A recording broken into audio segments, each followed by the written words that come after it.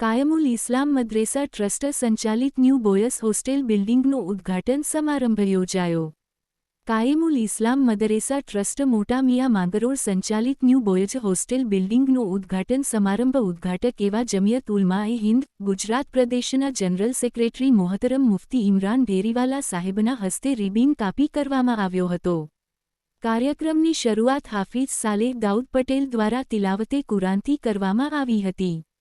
ત્યારબાદ હાફિઝ મોહમ્મદ ઇમ્તિયાઝ મીઠાણી દ્વારા સુંદર નજમ રજૂ કરાઈ હતી.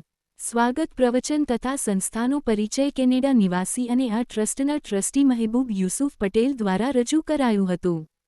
આ કાર્યક્રમમાં પધારેલા તમામ મહાનુભાવોનું પુષ્પગુચ્છથી સ્વાગત કરવામાં આવ્યું હતું. ઉદ્ઘાટક, અતિથિ વિશેષ તેમજ મુખ્ય મહેમાન તરીકે પધારેલા મહાનુભાવોનો પરિચય એસ.પી. મદ્રેસા હાઈસ્કૂલના શિક્ષક ડો. મોહમ્મદ ઇકબાલ સૈયદ દ્વારા કરાયું હતું. આમંત્રિત મહેમાનોનું ટ્રસ્ટી સાહેબો દ્વારા સાલથી સન્માન કરવામાં આવ્યું હતું.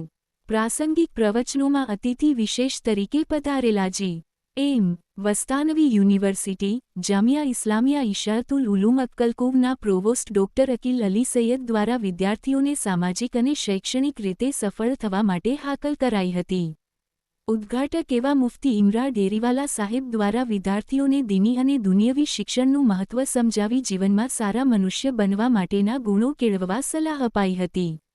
કાયમુલ ઇસ્લામ મદ્રેસા ટ્રસ્ટના પ્રમુખ આઈ.ડી.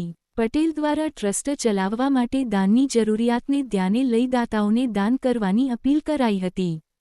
કાર્યક્રમના અંતે આભાર વિધિ ટ્રસ્ટના મેનેજિંગ ટ્રસ્ટી ઇસ્માઇલભાઈ પટેલ દ્વારા કરાઈ હતી.